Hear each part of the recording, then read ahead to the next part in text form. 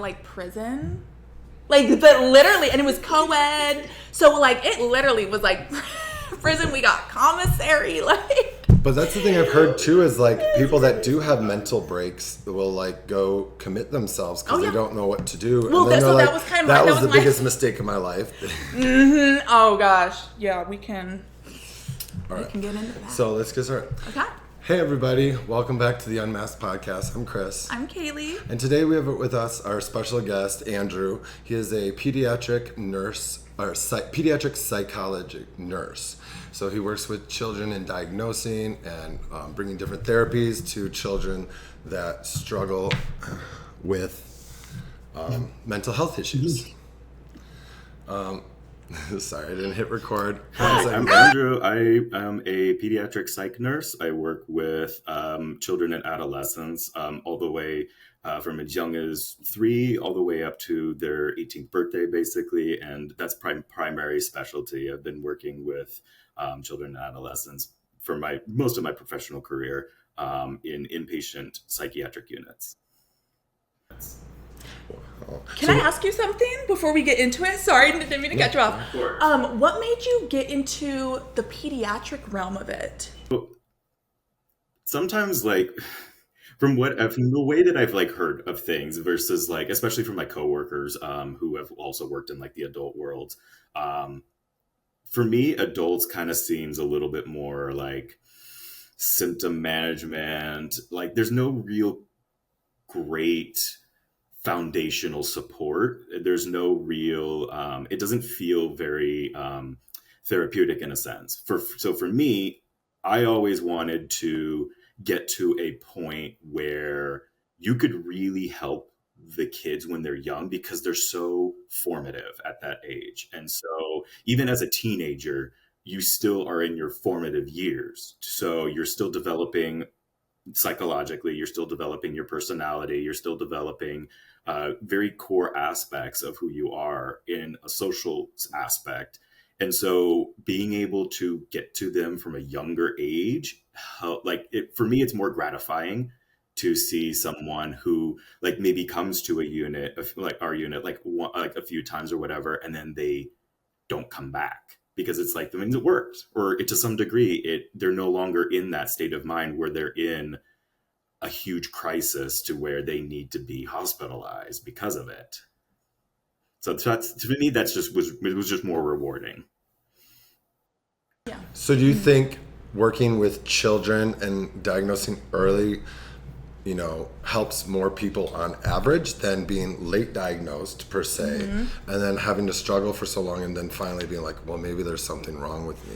Do you find like correlations in like people, so like when you get kids younger compared to like kids older that you get, like this, if you allow time for the problems to develop more and more like bad coping skills and more acting out, and they become, do you think it's harder to untrain these things or help them learn better skills later on than it is earlier on? I guess that's what I'm asking. Is it easier to work with, like to make a difference? In some respects, yes. In some respects, the earlier that you diagnose it, the easier that you can get the proper treatment for it. The problem is that with mental health and psychiatric conditions and neurodivergent conditions, there's a lot of overlap. So you can get misdiagnosed with one thing and then it end up years later not being that thing. So like for me, I have ADHD. When I was a kid, I was diagnosed with bipolar. It wasn't bipolar, it was just symptoms of ADHD. And so I was put on medications to treat bipolar. I'm like, well, we don't have bipolar, it's symptoms of ADHD. And so it took a while to realize, oh, this was not the right diagnosis. So you have to kind of like, in a way it can be therapeutic. In a way it's good because especially if you have the right diagnosis and the right treatment and you can see it actively working, those are the ways that we're able to really help create that positive foundation. And if you are diagnosed later in life, it doesn't necessarily mean that you have bad coping skills, because granted, you could still be diagnosed at a young age and have really bad coping skills still.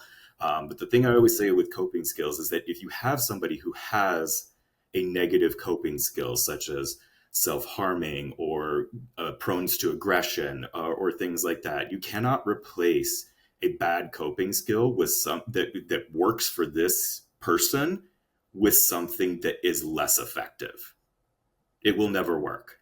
Oh, yes. I love that you brought that up because I was a kid that struggled with self-harm and all the negative coping mechanisms. And that, I think so many people think you can just like get over the bad habits of self-harm or whatever.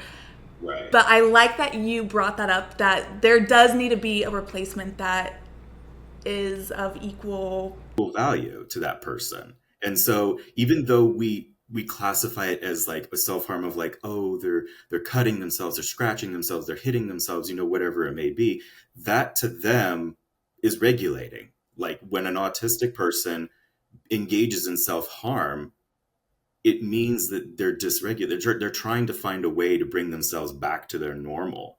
And they're trying to communicate that they're frustrated. They're trying to communicate that they're upset with something or they're sad or in any way. But if they don't have the proper tools to be able to replace that with something that's as effective, then it's not going to work. And so that's why, especially with developmentally delayed autistic people, like positive reinforcement, praise you do the right thing. And when they engage in good behaviors, just showering them with this amazing amount of praise, it really helps them because it conditions them to start replacing the negative things that they have in their life with the positive ones that you're trying to teach them. I love that.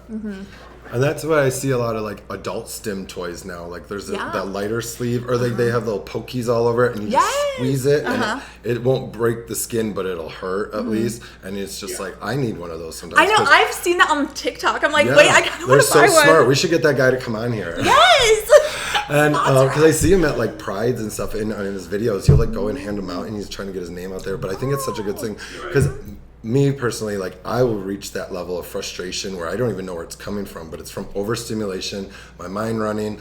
I didn't like get the energy out, and I'll just sit here just like shaking. I'm like, why do I feel like this? And then that's usually when I blow up on people. Yes. I'm just like, ah, and I'm like, oh, I feel so much better. Sorry about that. But now I've learned to like go take myself on a walk and get outside.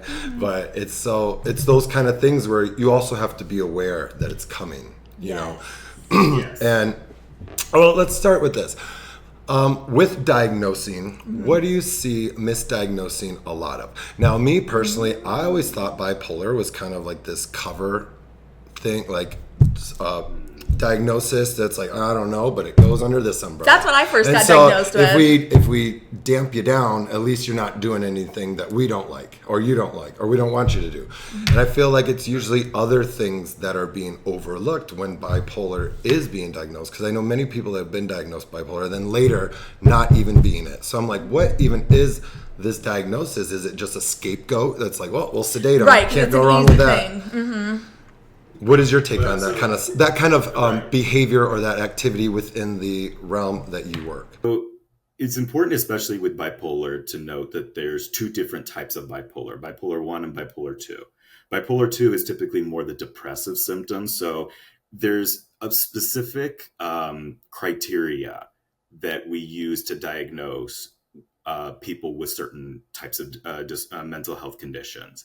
And they have to meet an X amount of the criteria. So like say if you have like 7 in the list, you have to meet like 4 or 5 or whatever. So it completely depends on the condition.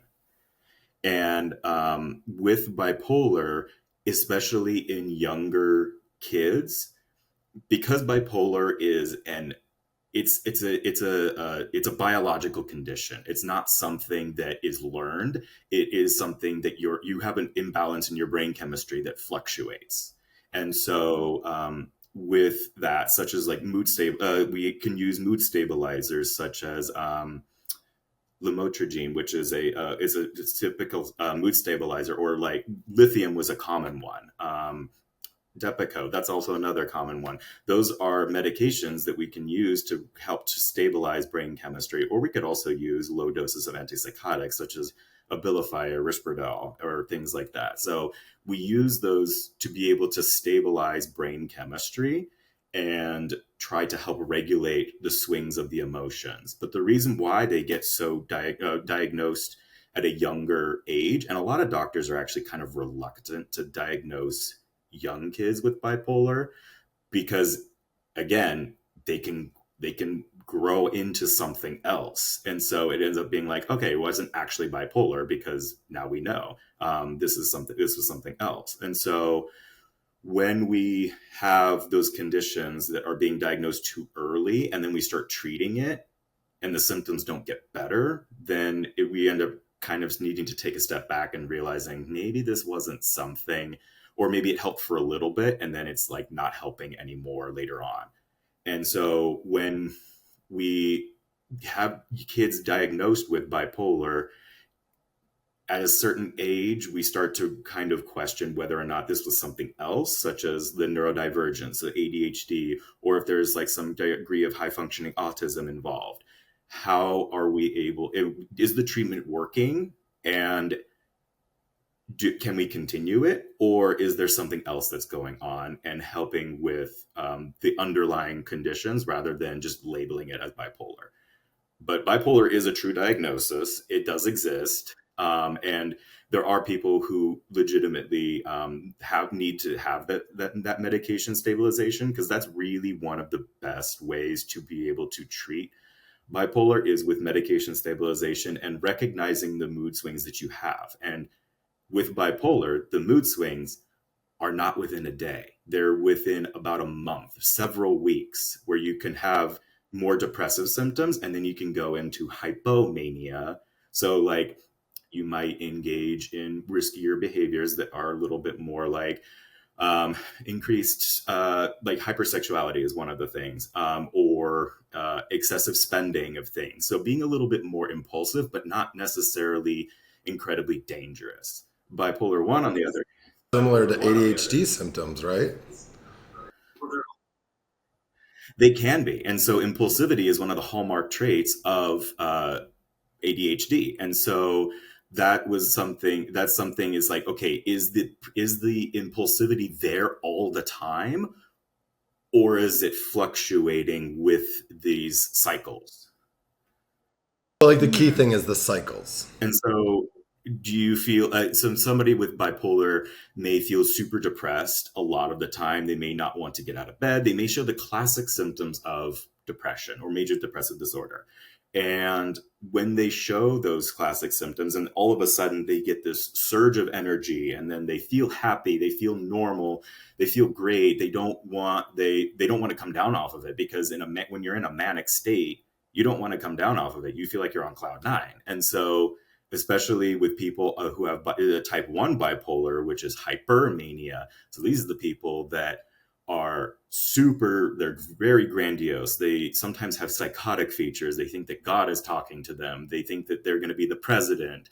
They think that they have the ability to control different aspects of the world that are completely not controllable. So these are also the types of people who might think it's a good idea to take their clothes off and run in the traffic. So because they're having this extreme, grandiose types of delusions. And these are the people that they don't sleep.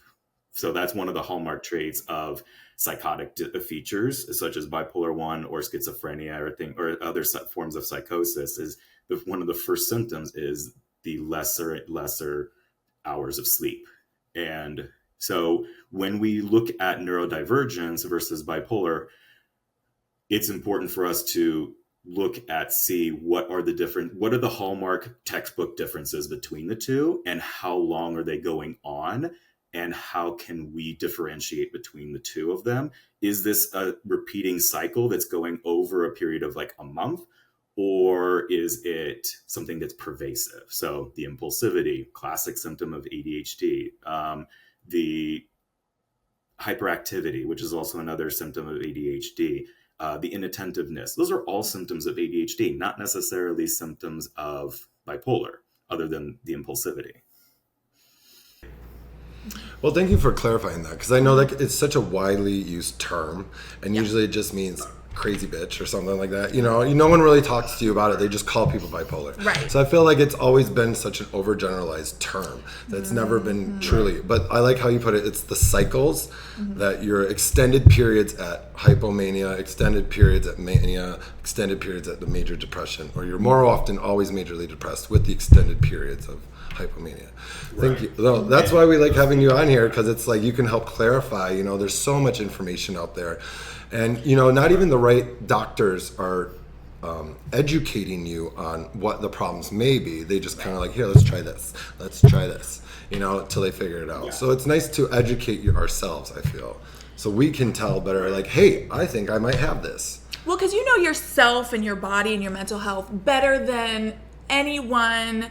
Even if you're not a doctor, you live with yourself, you live within yourself. So if you are aware enough, you should be advocating for yourself, because you are your number one advocate. Yes, but I not think trying so to- many times Right. people just like push it off on the doctor. They're like, okay, what's wrong with me? Fix it. Or it's like, this is keeping me from succeeding. Give me something, a Band-Aid to Right. keep me going. But really, you haven't fixed anything. You have to be an advocate for yourself. You have to deep dive. Better than you do, and nobody's a mind reader. We can't look into your mind, and that's the hard part about psychiatry, is that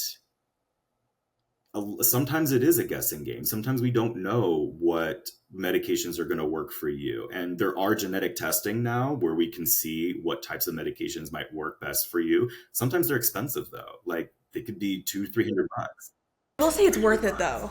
You I got a will say it's genetic worth test? it. It was literally, I got one 2 years ago when I was like getting diagnosed in the middle of all this, and it was very nice because I'm 31 now, but for over half my life, I've been just cycling through every different type of medication to figure out what works for me. And so finally we were able to like narrow it down. And so I will say, for anyone out there, I hate to say, it is worth it. No, it is a game of trial and error. For people who have been in therapy, tried different medications for many, many years, and they just feel like they can't find the right one, spend the $200-$300. Maybe insurance will cover some of it, especially if you keep trying different medications and they're not working, or you don't feel like they're doing what they're supposed to be doing. So I would advocate for it if you've done that. Yeah, I mean, it can really hold you back in your day-to-day life when you're trial and erroring medication for months. You're like, oh, this didn't work. This month was shit. And sometimes it makes you feel worse. Like if you're having bad side effects, like some of these medications, oh my gosh.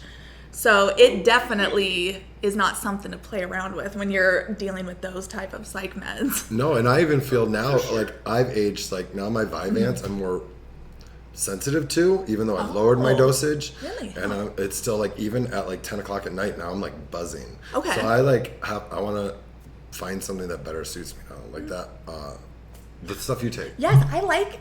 Oh my gosh, I always forget what it's called. Modafinil. Yes, that one. I like that one because I don't get like a crash.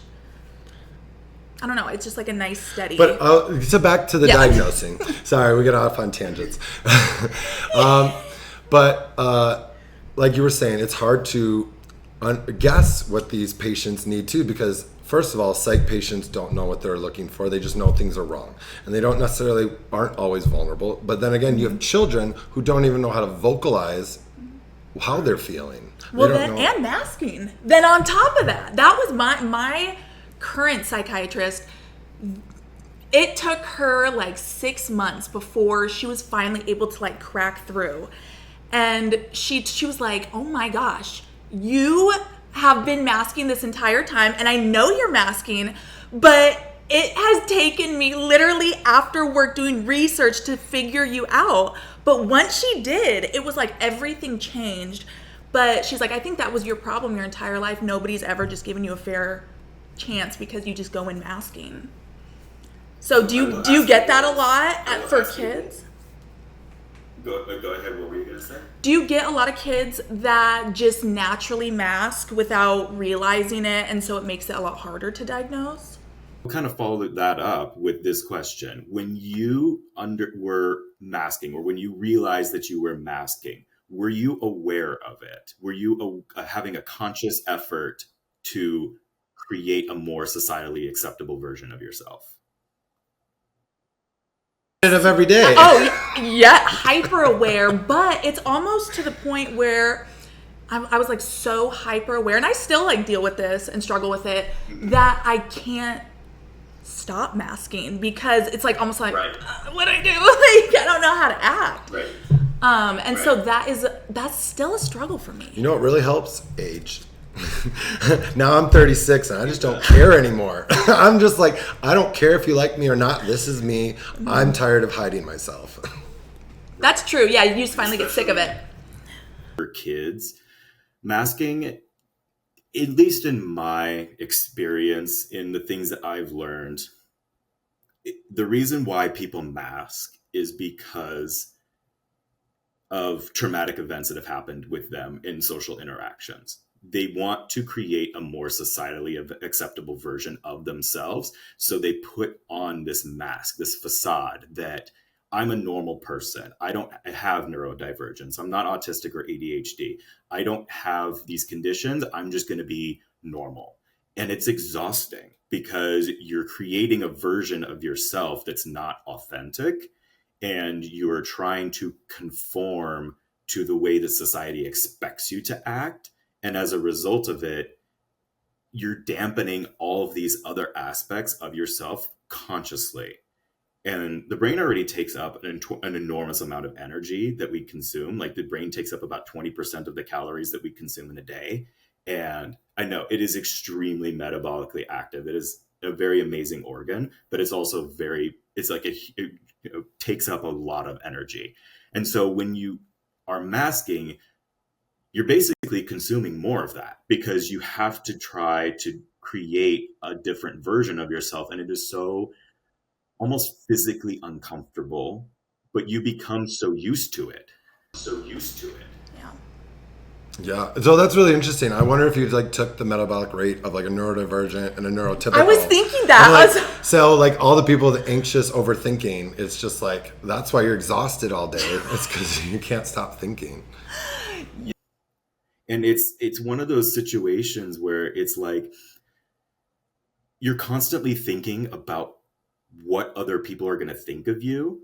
And so you're trying to conform to those anxieties. You're trying to give into those anxieties by creating a different version of yourself that's more socially acceptable. But underneath that, there's that constant overthinking. Like, did I say this right? Am I being weird? Am I doing things inappropriately? Won't stop. It doesn't stop. And so you become so used to it. That it's almost like you forget that you're doing it. Yes. Like you become the mask. Like, yes. Literally, yeah. And then when you finally come home and you can take your mask off, then it's just one of those relieving things. Yes. I always say it feels like taking your bra off at the end of the day for like a week. Yes. I don't know if you guys, I'm sure you guys have tried on bras. And so, because it's just like, you can breathe. I love my alone time. I value my alone time. And a lot of people, they just don't get it. They're like, how can you be alone and enjoy it that much? And I'm like, oh, you have no idea. Because no one's bugging me. Yes. Mm-hmm. And by bugging, I mean like just by being present. Existing. Just existing. Like I'll try to be making coaching videos and someone's just like in their shower. I'm like, why is that bugging me so much? It's like, I want to be alone and you're walking through the house and I need quiet. Yes! Like, I just need everyone to just leave me alone. So I went on vacation, just quick rant real quick. I went on vacation a couple months ago and I was trapped in a house with my whole family. And so I kept like escaping to the bathroom to just like camp out and have a moment. But then I would hear people walking, Kaylee, are you okay? Kaylee, is everything okay? And I just couldn't calm down. I couldn't de-stimulate myself. And so I finally told him, I was like, I need just 5 minutes, but of actual alone time where I don't hear anyone. I don't feel your presence. You're not looking at me. nothing. Even if I'm just locked in a closet, like I just need to be alone Not for 5 observed. minutes. Yes, just complete alone. So yeah. Oh, why did I start that tangent? Well, I don't know. But I wanted to... Yeah, what were you going to say? A big trend that's on TikTok right now is called bathroom camping, especially for kids and stuff in big houses with people, because they're literally just camping out because they need that alone space. And I get it. Like, I live with 2 other people and 2 dogs, and I'm like, I'm overstimulated. I just need you not to be around me right now, because the presence alone makes me feel like I need to mask. Yes, you can like the feel fact it. that someone's around me or observing me or listening to me makes me feel like, oh, I'm being judged. I'm being listened to. I can't do what I want to do because I can't. It comes with videos. Like, I'm like, why am I so worried about what other people are thinking of me recording myself doing a video? But like, if I'm outside and someone walks by, I'm like, nope, gotta stop. And I catch myself like, Chris, we can fix this. We're gonna work through this. And it's just about getting better at it. But it's very interesting how like you don't even understand what it is. It's just like the presence that you innately start masking, and you're like, oh shit. It's like your defenses just go up without you needing it or wanting it. For masking, it's a trauma response. And so that kind of brings me into this point of neurodivergent people. They all experience trauma. Just existing, they experience trauma because society doesn't accept them in a normal fashion. They're often labeled as the weird kid, or the one that's kind of a freak, or the one that is so different from other people that nobody wants to be around them.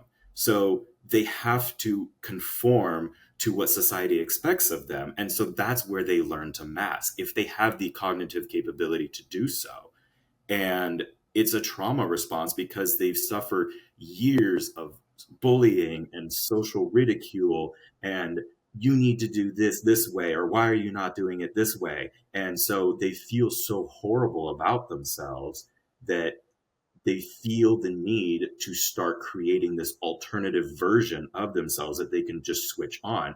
And because the trauma becomes so pervasive and they get so used to masking, it's like a switch. Like Chris said, it's like a switch. You just turn it on when you are around people. And so it's like one of those situations where once you're alone, you can finally take the mask off and start breathing again and just like need your alone time. And so that's why a lot of neurodivergent people are introverts, because it takes up an enormous amount of energy for them to put on this mask. And then when they can take it off, they're finally comfortable. Yes, and sometimes people get really offended. They don't know, like people that can't relate to that getting overstimulated and masking, they take it as like a personal attack, that you hate them, you're mad at them, whatever it is, they just project that. And in reality, it's like, it has nothing to do with you most of the time. Sometimes it does. But most of the time, it has nothing to do with the other person. It's all just me internally. But like, so nobody has to be upset here. No one's mad. I'm not mad. I just need a 5-minute break. But sometimes people don't take that very well. And that's why a lot of people who are neurodivergent are often are often misunderstood, because other people can't read their minds. They don't know what they're doing. And the people who are neurodivergent are just doing it, not necessarily thinking about the way that other people might perceive it, because it's like, okay, I can finally relax. And it's like, oh, but why are you like doing this? It's like, I'm relaxing. It's like, oh, well, I don't like it.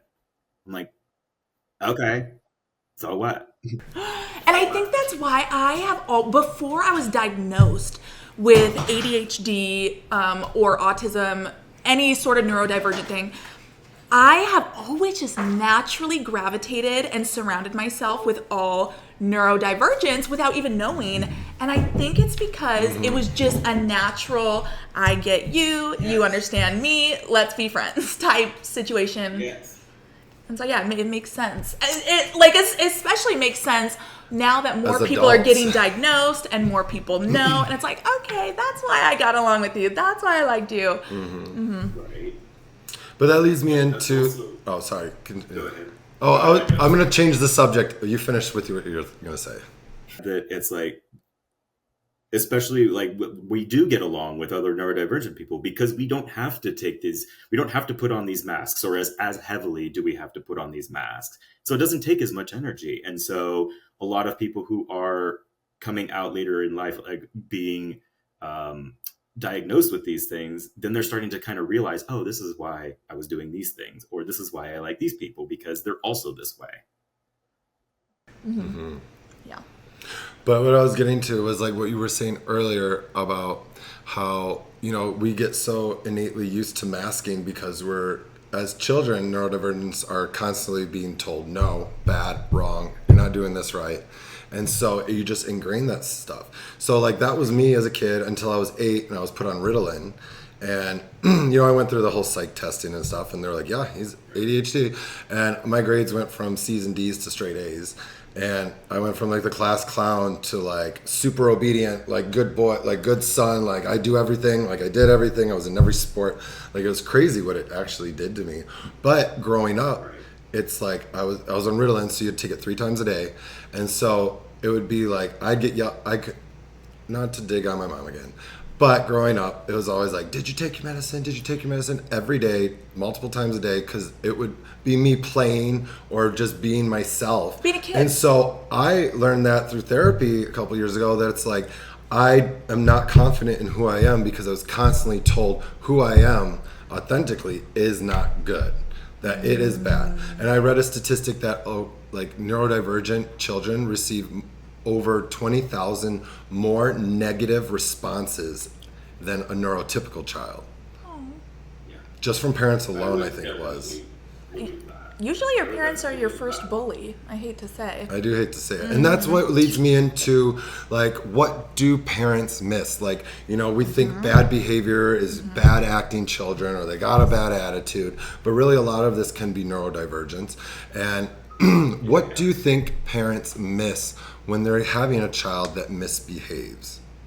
So when kids misbehave and there's no apparent cause to it, or there's no obvious reason for it, we want to start looking at what could be the underlying specific causes of it. So everybody knows during their teenage years, hormones are going crazy, people get more irritable, and you have your troublesome teenager years. And that's just because the teenagers are becoming a little bit more rebellious, they're becoming a little bit more independent, and sometimes the parents aren't fully adjusted to this. And so they believe that, oh, this is still a young child that still needs to be under my protection. Well, they're teenagers, they're a little bit more independent now. But when we look at bad behaviors, to what degree is it the bad behaviors? Is it like, oh, you're stealing stuff? Are you sneaking out at night? Are you going out and doing drugs? Or are you just being a little bit more defiant? Are you doing like small things that you probably shouldn't do, but they're not really all that harmful? And that leads me into, what should parents look for when it is maybe a mental health disorder and not just bad behavior or a trauma response?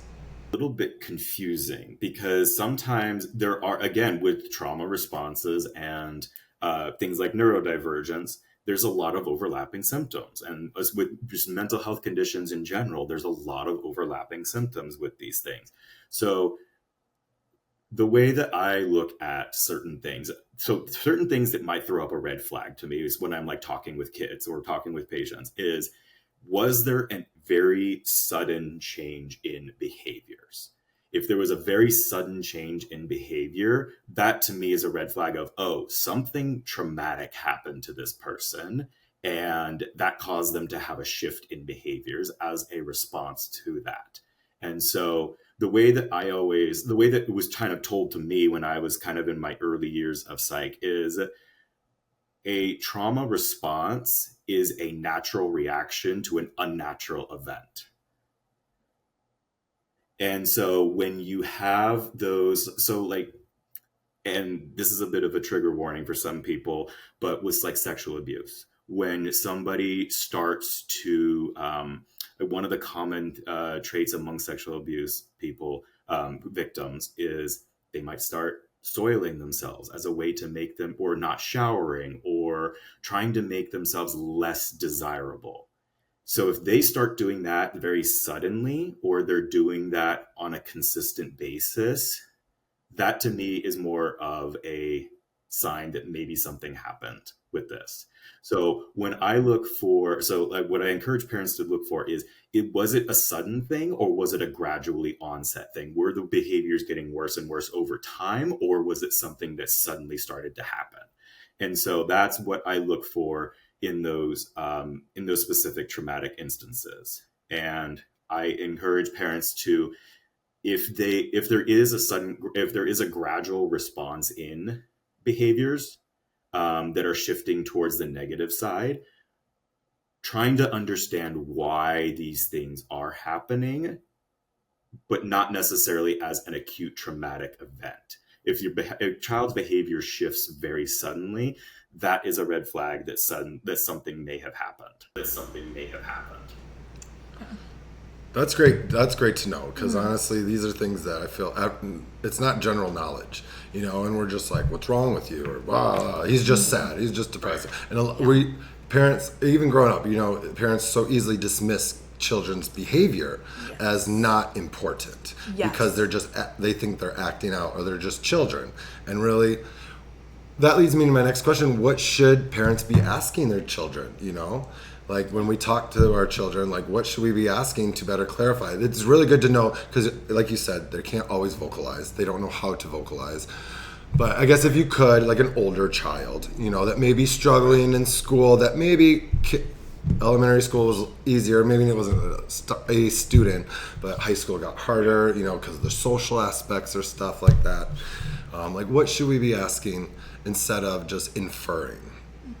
Like when it comes to things like neurodivergence, when the kids are younger, sometimes you can just generally tell, like if a person's autistic, sometimes, especially if they're higher functioning, they might be like a little odd. Like you might like pick up on a thing here or there where it's like, okay, the social interactions are a little bit weird, or there's something that's like maybe a little bit off about them. Not necessarily bad, but there might be something that you just might have a general like feel for. A lot of parents end up being in denial about a lot of these things. They want their child to be perfect, but nobody's really ever perfect. And so sometimes things happen. But that's a great point. It's like no one's perfect, and helping your child helps them reach that better, right? Instead of just expecting them to be. It's like everybody wants their kid to be a star athlete, a star student, getting into Harvard or other Ivy League schools, like going on to be like a doctor or something. Like it's like the stereotypical perfect child thing, but it also puts a tremendous amount of pressure on the kid to be able to expect them of that. And not every person is a cookie cutter copy of one another. It's just not the way that our development works. And so I was actually reading something like a while back. The human genome is so unbelievably diverse and complicated that you as an individual person are 1 in 100 trillion. There has never ever been a person that will ever be like you or has ever been like you. It's statistically impossible for another person to be just like you to have been made. I have a tattoo on my neck. You can't really see it on the camera. It says sui generis, but that's what that means in Latin. It means like one of a kind, of its own class, right. Like just one. Yeah. I love that. So I like that. And every single person is one of a kind. And that is all the good and all the bad of a person, like all of the negatives and positives. Everybody has those. And so what I encourage parents to look for in trying to figure out if something is like the matter with their child, I look at like a younger age. It's like, okay, what was your kid like when they were younger? Were they hyperactive? Were they inattentive? So there's actually 2 types of ADHD. There's the hyperactivity type and the inattentive type. And the reason why ADHD is classified as attention hyperactivity disorder, attention deficit hyperactivity disorder, is because when they were studying ADHD, that trend, they were studying males. They weren't studying females. I don't know where I read that. I read a book that was talking about that. And that's why so many women are just completely missed when it comes to ADHD. Right. And so women typically have the inattentive type. And so they're not as hyperactive, but they have a tendency to be just as distractible, or like they may have the social awkwardness sometimes. And also a common trait in unmedicated ADHD is clumsiness, like running into things, dropping things, tripping over things. So I stopped. I was like, we recorded the other day, and I was like, I'm not taking medicine. I'm not doing anything to mask. You know, I'm just here. I knocked over like 3 cups of water. I was just like, bam, bam. And I'm like, oh my God, what is wrong with me? Well, I thought it was so funny because that was also something I would do as a child. My parents would get so mad every time we'd go out to eat because without fail, a water cup's gonna fall. Without fail, every single time. So I think that's so, it's like those weird things. Our proprioception, our spatial awareness is off. And the reason for that is because the primary parts of the brain that are affected by ADHD is the frontal lobe, which is responsible for executive functioning and emotional regulation, and the cerebellum, which is in the back of the brain. And the cerebellum is responsible for fine motor control, balance, coordination, things like that. So when you don't have enough dopamine to be able to have those parts of the brain function correctly, you're going to be clumsy. You're going to be dropping things. You're going to be knocking things over. You're not going to be able to regulate your emotions as frequently. Is that another thing? Like, isn't another part of the brain like the amygdala?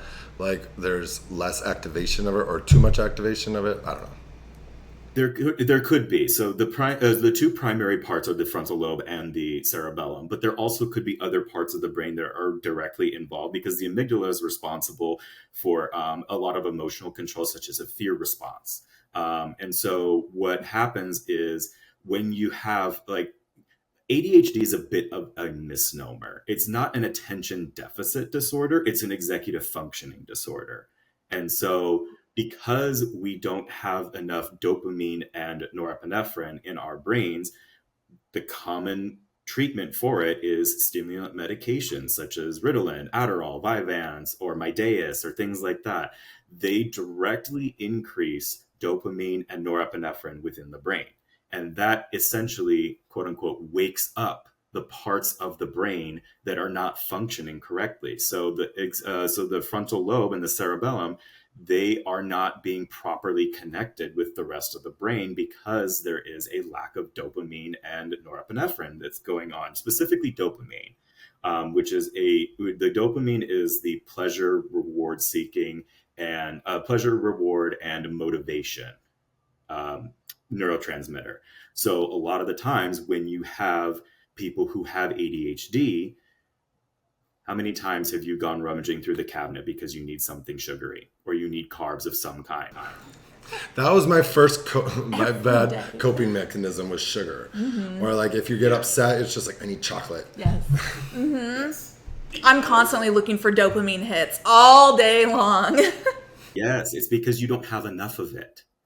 It is a literal biological issue with your neurotransmitters. So that's why it's something that is a biological aspect. It is not something that is learned or conditioned. Like ADHD is not learned or conditioned. You are born with it because your brain is not effectively making and utilizing the proper neurotransmitters.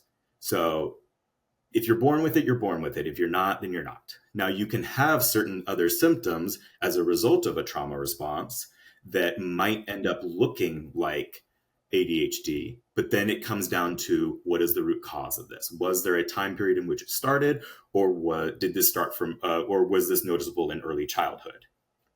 And so that's the things that I look for, like what I ask parents to look for is, what was their kid like when they were younger? Were they hyperactive? Were they inattentive?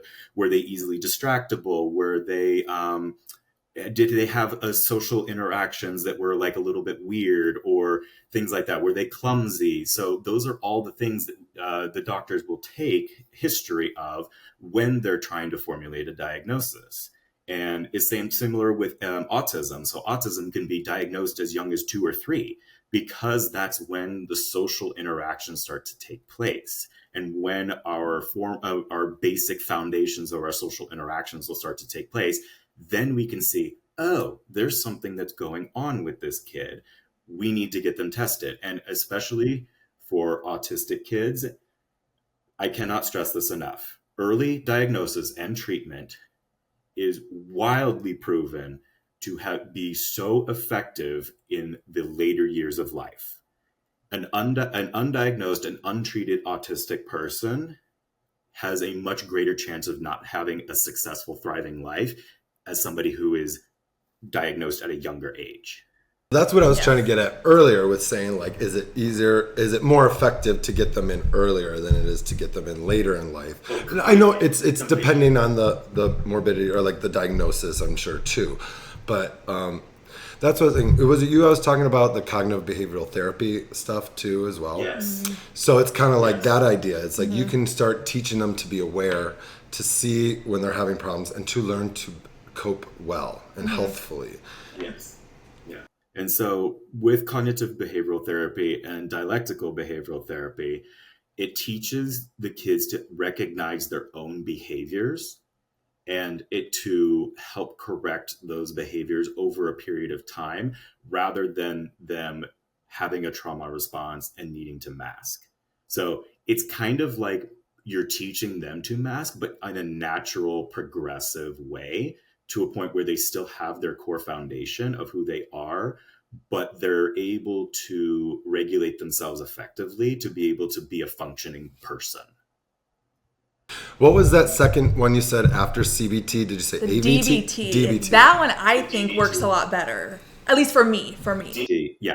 DBT is a dialectical behavioral therapy. So cognitive behavioral therapy, the foundations of cognitive behavioral therapy are rooted in you being aware, more cognizant of being of the situation, of the things that are going wrong with you or wrong, and being able to create a sort of an intellectual response to that, and creating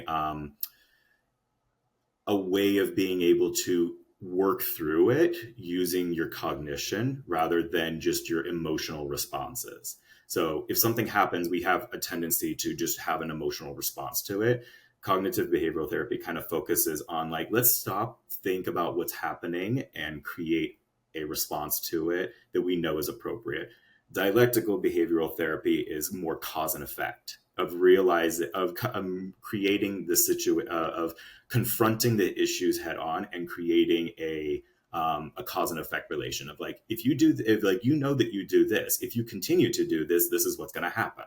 So it's like you're kind of confronting the issues straight on and creating a black and white version of it, at least as far as I'm aware. I could be wrong. That works better, obviously, with a parent-child aspect instead, where when you're an adult, you don't have someone checking you all the time. That's why we got assholes running around. Right. You know, and so that leads me into the next thing is like parents' role in that co-regulation and teaching those coping skills and teaching how to do all that. And, you know, instead of just giving them a pill and being like, okay, leave me alone now. Go be quiet, go do your homework. You know, it's more of like, let's take this hands-on. And you can use the medication, but let's also teach now that we've removed the symptoms with the medication. Now we can at least pay attention to where we need and try to get more of a developmental progress. Right. And there's like, for me, there like in like a lot of the patients that we see, even the ones that are not neurodivergent, there's always some type of familial family drama that's going on. And so what I encourage parents to do, and what a lot of parents don't want to do now, is kind of parent their kids. They just want them to pop a pill and expect them to be better. I'm like, that's not the way that it works. We have Ozempic and I don't have to worry about weight loss anymore. So why can't my kid just take a pill? Right. Well, and now we're almost demonizing empathy. Sorry. Like I hear that. I feel like now it's becoming a trend to like demonize empathy. And I feel like we're just kind of going to like a weird, we're almost like reverting backwards when it comes to mental health and whatnot. It's very weird. It's become very political. Yes, which what? Yes. Which shouldn't even be a question. It should be both sides accept it and try to Yeah. change it or make it better, because either way, We're all affected. Everybody's affected. We're all affected. Right, exactly. And so what I always try to stress is that humans, by nature, by definition, are empathetic social creatures. We are designed to be empathetic and social creatures. That's how we formulated ourselves, even from our prehistoric times. We were driven by groups. We often stayed in groups. We were very much not alone. We all worked together to try to build certain aspects of our society, and we created entire civilizations by working together. Our foundational roots are built in empathy and collaboration with one another. And so for us to demonize empathy, for us to say, like, I'm not concerned about the way other people think because I'm stoic and strong and masculine and whatever it may be, I'm like, you're literally trying to override your biological programming, essentially. And so it's kind of just, it is disheartening, and it is becoming more political. But the way that I kind of going back to the original point of parents, you can't just expect your kid to pop a pill and expect these behaviors to just suddenly vanish. It doesn't work that way. And medication is not an effective cure. Medication is never a cure to things. It is a tool in a tool belt that you can utilize to help bring your child into a sense of who they can be as a functioning person. And that's why I say, like, we've had instances before where we've had like very severely delayed autistic kids who are like nonverbal, and they can be very aggressive sometimes. And the parents, they just consistently keep dropping them off at our hospital and our unit because they don't want to take care of them. And I get it. They're very hard to take. They can be very hard to take care of. But this is your child, and you do have to have a responsibility in their life. You'd think they'd want. It's hard. It is hard. And I fully empathize with the fact that this is hard. And that's why we are trying to give you the tools and resources. We're doing proper medication stabilization. We're trying to set you up with resources after the fact. But you do have to take a part in your child's care because they are your responsibility. And you can't expect society to fully take care of your child unless they are so wildly beyond your means to take care of them. But you have to try. Yeah. Yes, I agree. And that's a sad truth, is that a lot of people don't want to try, and they just want life to be easy because they're very self-centered. Mm-hmm. You know, a lot of people, and it's hard not to be self-centered. We're kind of wired for self-preservation, you know, you want to survive. Right. So you do choose yourself over others, but it becomes like we're living in a life of comfort at this point. You know what I mean? Especially in this country. A lot of people. Yeah. Like, even if you're not making money, you still have a TV, you got a phone, you got internet, you know what I mean? You're still living in a life of comfort. And I feel like that kind of bleeds into, I don't want responsibility. I'm responsible for actually what it is I think people aren't even responsible for themselves. Right, that's the thing. So that how can they be responsible for somebody else? Because they don't even have the emotional regulation and the tools and whatnot. So I think, and this will be very controversial, I'm sorry, I think before anyone has children, you must and I'm saying this for me too, like, I wish I would have completed therapy before having children, for my child's sake and for my sake. And I wish, and if my parents had done that, then maybe I wouldn't have had to go to therapy, and maybe it just doesn't get passed down that way. We can finally stop it. I feel like mental health is just so rampant right now because it was ignored. It was like, there's nothing wrong, because up until like the 90s, it was taboo to have anything wrong with you. That's why older, like past the boomers, our grandparents' generation, like they never even went to the hospital, because admitting that you were sick is admitting that you're weak. Right. You know, and I know that's like, it's an ego thing. And it's like, at this point, your ego is killing you. And us. And now it's you know about everyone. it. Yeah. The egos are just terrible.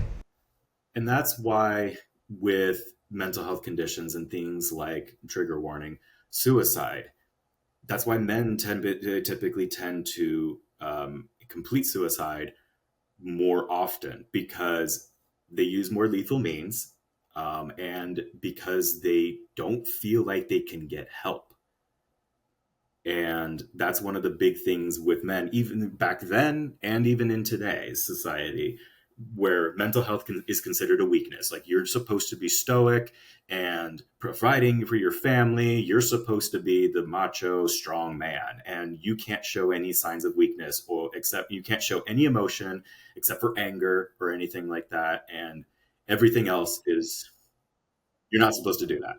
Well, No, I have 100%. another question then for you that's kind of, it actually is a real concern that I have in question. Maybe you can answer it. Where do you think, how do I word this? When does sharing about your mental health become dangerous? So I, for one, have had, when I attempted suicide, sorry, I don't know if I'm allowed to say that, and went to the hospital. I had to stay in the hospital for a week, blah, blah, blah. I ended up going through hell with the courts. And it literally made me want to commit again. And I was like, oh, I'm never going to get help. If I'm ever suicidal, I'm just going to do it. I'm never going to, because the outcome is just worse if I go to the hospital. And now if it's you in my admit chart. yourself. Yes, now it's in my chart. Now every doctor knows. Now everyone that has access to my chart knows. What do you do to get help and get the proper resources, but not have it punish you?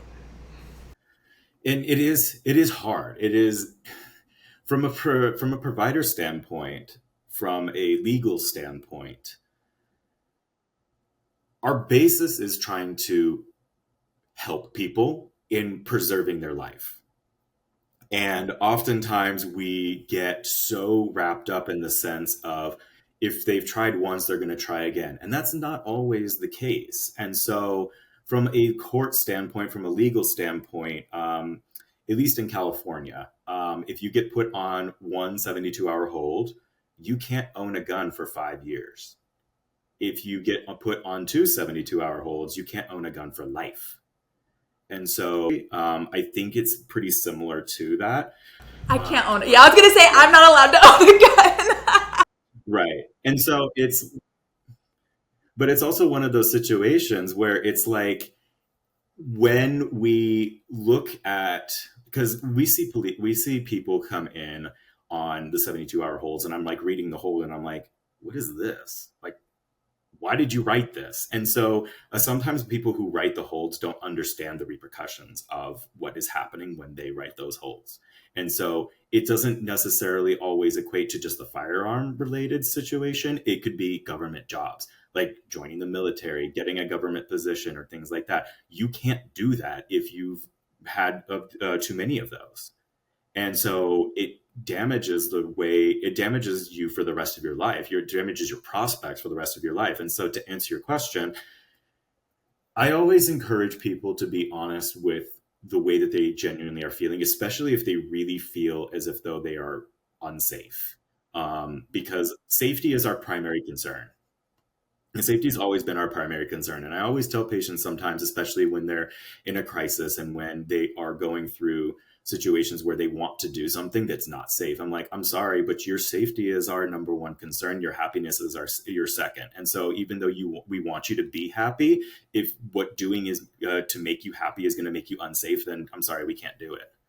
And so we kind of have, it's like a little bit of a brutal like statement, but it's also like, we have to care for your safety legally and ethically. We have to care for your safety. And so when it comes to the court systems, trying to, as a mental health patient, trying to advocate for yourself and trying to prove essentially that you're not this person anymore, it is hard, and it's daunting, and it's tedious, and it's one of those situations where we still have a lot of people in our society that view mental health as a very negative thing. And so if you've been hospitalized, you get this label slapped on you that, oh, you're crazy. I'm like, and that's not the way it is. And you can have one attempt when you're in your teenage years and never have one again for the rest of your life. And so, like, to go back to your point of like, this wanted me, it made me want to try again. It's like, I get it. It's very, very frustrating. And so I think society needs to reform on the way that we not only just treat mental health, but the way that we allow them to have access to their full sense of rights as well, and not just arbitrarily hospitalizing people when they don't need to be.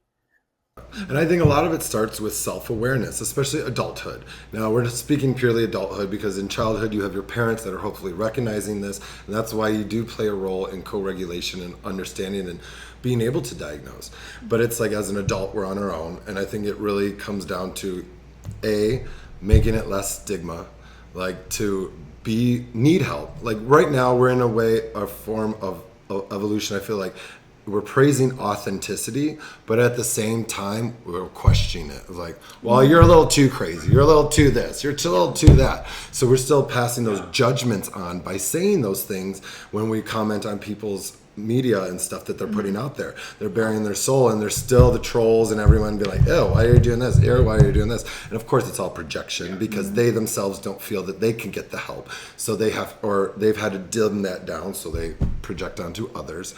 But it's like, this is why we're doing this, trying to make it okay to be authentically you and say you're not wrong, you're not bad, you're not like weird.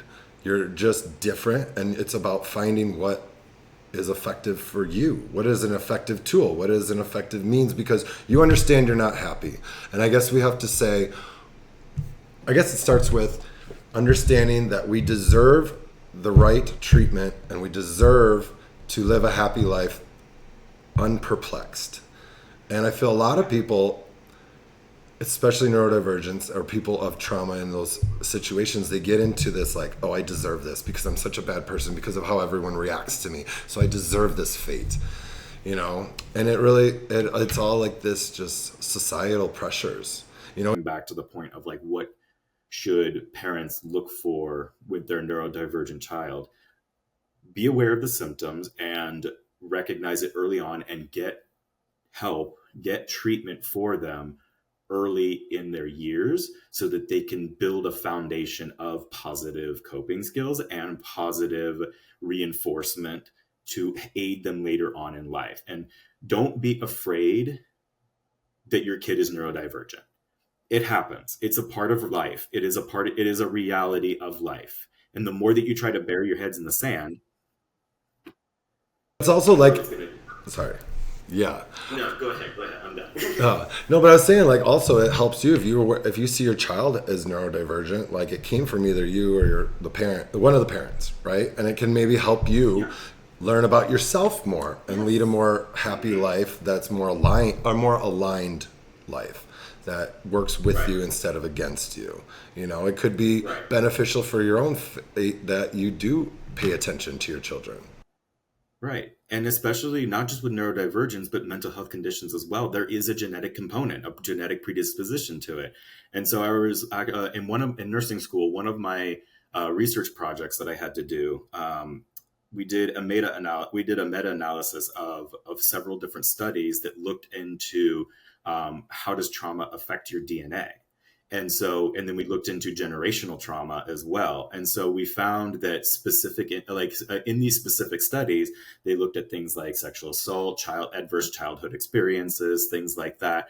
And we found that there is a significant correlation between alterations in your DNA that get passed down to your future generations. So when you experience a traumatic event, it can alter your DNA, which then passes down to your future generations. And so that's why a lot of mental health conditions have a genetic component to it, and why things like ADHD and autism, things that you're born with, are genetically involved. And even like bipolar, schizophrenia, things like that, they're all genetically involved. And so what I really want to bring home to these parents is that it's not your fault. You didn't do anything wrong. It's just the way things are. It's our genome. When there are certain conditions like genetic abnormalities, such as like heart conditions that babies are born with. It's not your fault. You didn't create that. It's just a part of what happens. It's a genetic condition. It's not something that you necessarily did that was wrong. Your kid was just born with it. And so it's the same thing with neurodivergence or any other mental health condition of your kid's going to have this. But how do you deal with this now?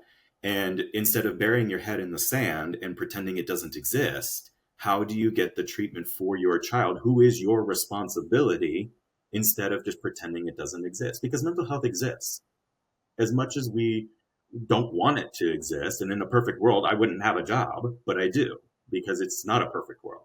So how do you get the resources and aid that you need to be able to take care of your child effectively? And the earlier that you start, the better outcome your child will have later in life.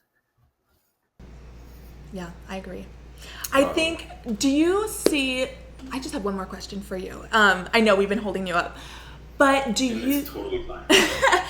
do you, oh my gosh, wait, now I just forgot the question, so never mind. Never mind. But I think you rounded it out really well there. You know, there's no shame in getting help.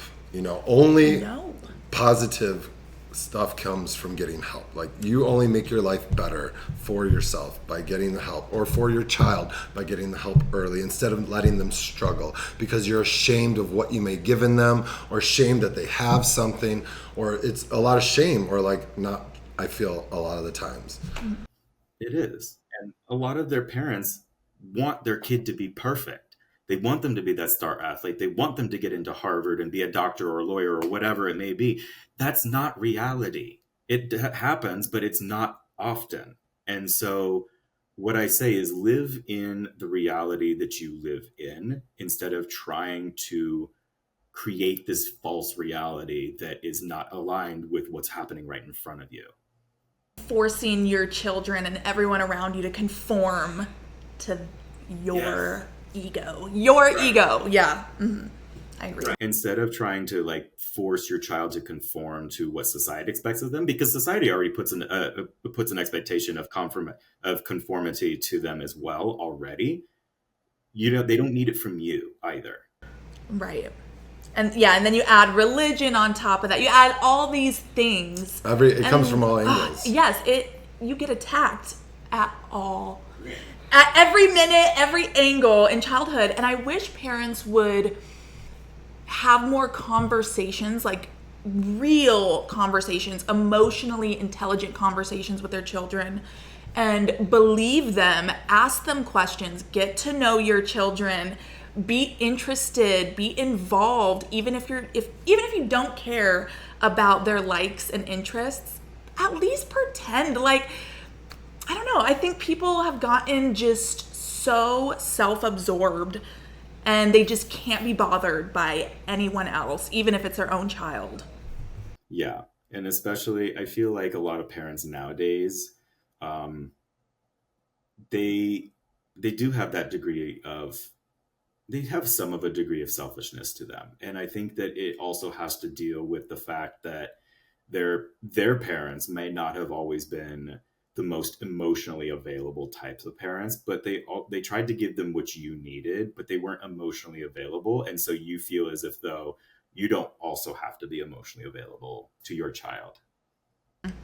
As long as a roof's over your head, as long as you have clothes and food, then you're taken care of, you're good.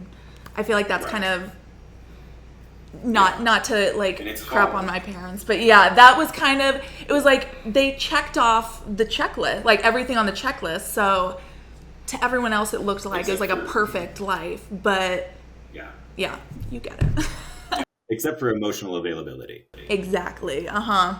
Mm-hmm. That's why I say don't compare. You never know what's behind closed doors. Everybody struggles. Mm-hmm. Mm-hmm. And so, especially for the young kids, especially growing into their adolescent years, being able to understand how your neurodivergence has affected you, and being able to, and I won't say that masking is good, but I won't say that it's bad either, because to some degree, you do need to be able to at least a little bit conform with society, because nobody, you can't be the one person who can't function in a society because you can't behave properly. And so there is a time for when it's okay to do it, and there's also a time when you can take your mask off and just relax and be able to be yourself, and that's okay. You can still take your mask off when it's appropriate to do so. You can take the time for yourself to be able to regulate yourself when it's appropriate to do so, and being able to have a functioning aspect of your life is critical. And it also helps with just your mental health in general, because how depressing would it be to be stuck at home every single day because you can't be around other people? So being able to have that sense of self, but also with parenting, that especially with all mental health conditions, neurodivergence, whatever it may be, don't allow the like, for parents, like, understand what the bad behaviors are coming from. If there are bad behaviors in your child, understanding where it comes from, but don't be permissive of it. Understanding your neurodivergent child doesn't mean that you get to be permissive of bad behaviors. Yes. No, I like that too. It's like, so in childhood, it's on the parents to get the children the help they need. But once you're an adult, it's on you. You don't get excuses for your disorders. You need to be self-aware, because it's not everybody else's problem. It's yours when you're an adult. Right. But when you're a child, it's on your parents, for sure. And especially when you're growing into your teenage years, you have to start understanding what that is going to mean for you, and being able to have the coping skills to be effective in your adult life. Like, you have to be able to hold down a job. You have to be able to pay your bills. You have to be able to function in society to some degree. And that means that you have to find ways that work for you to be able to have those functioning aspects of society. If you're popping off at every other person because you have really poor distress tolerance, you're not going to be functional in society. So how do you control your anger with other people? So that's, as a young child, it's the parents' responsibility to be able to create that foundation and support them through their teenage years. As you become a teenager, you start to kind of take over the reins a little bit, and being able to find out what works for you, because you're old enough as a teenager to be able to kind of understand the way that your brain operates to some degree. And how do you translate that into your adult life? Love that. That's a great way to round it all out.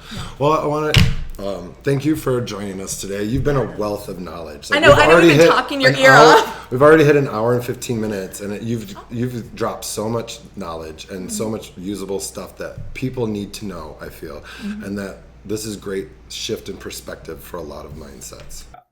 Well, I'm glad to have been of help. I'm glad that I was able to be part of this, and I want to say to everyone that mental health is complicated. There is no right or wrong answer to a lot of things. And it does suck a lot of the times, but you learn to find the things in life that make you happy. And even though there are a lot of really bad days, there's also a lot of really good days. And so how do you create the positive how do you force yourself to have that positive life, rather than wallowing in your negative situations? Because there are a lot of times, especially from speaking from personal experience, there are a lot of the things that helped me the most was understanding, I know that I need to do this. I know that I need to get out of bed. I know that I need to go to the gym. I need to go to work. I need to do all of these things. But even though I don't want to, I know that I have to. And so shutting off that part of your brain that's like trying to make you think about it constantly, just shut it off and just do it. And then you realize that the more that you start to do it, the easier it becomes. And just getting up is the hardest part of it. But once you get going and you build that momentum, then you end up creating more of that good habit. And it's the same with positive coping skills. The more that you utilize them, even though you want to revert to your negative coping skills, the more that you utilize the positive ones, the more that you start to realize that they can start to slowly replace the negative ones over time. It's not going to happen right away, but it will be okay. It doesn't always mean, it's not always going to be a linear path, and never is a linear path. And somebody who's maybe have been hospitalized when they're younger, they may go years and years and years if they ever get hospitalized again. It's not a linear path. There's always ups and downs. And so you taking a step back doesn't always mean that you're a failure. It means that you're following the path that was designed for you, that you are going through. And you have the choice to be able to determine whether or not you take ownership of what it is going on in your life. And it is your responsibility, but that also means that you have the power to change the things in your life that are negative if you don't like them. That is so well put. Our last episode was actually on the path that chose you, or the life that chose you, but more from a career aspect and like life, social, all that stuff. But it's great you put it even in a biological aspect. You know, that is the path that chose you, and now it's up to you to stand up for it and walk it. Right. And, you know, even with like kids who have crippling, horrible neurodegenerative, degenerative illnesses, when they're pretty much born on a vent, they're never going to be able to walk, they're never going to be able to talk. It's horrible, it's awful, but this is the way that they were born, and it's not their fault. It's not anyone's fault. And just like with mental illness, just with neurodivergence, it's not your fault, but it is now your responsibility to understand how to be able to effectively manage it. Yes. Mm-hmm. And ignoring it doesn't make it go away any faster. That's for sure. Yeah. Or at all. Or ever. Ignoring it doesn't make it go away. Nope. Yes, exactly. Well, thanks once again. We appreciate you coming on, and we appreciate you guys. Having me. Yes, and we appreciate you all tuning in. It's been so great. Please reach out with your questions, and I'll try to put up the information sheet on one of our social media pages. That'll get better organized. But until next time, I'm Chris. I'm Kaylee. And I'm Andrew. Bye. Thank you for doing this. Yes, this was so cool. It was so much fun. This was our first time doing a Zoom situation. So thank you. Yeah.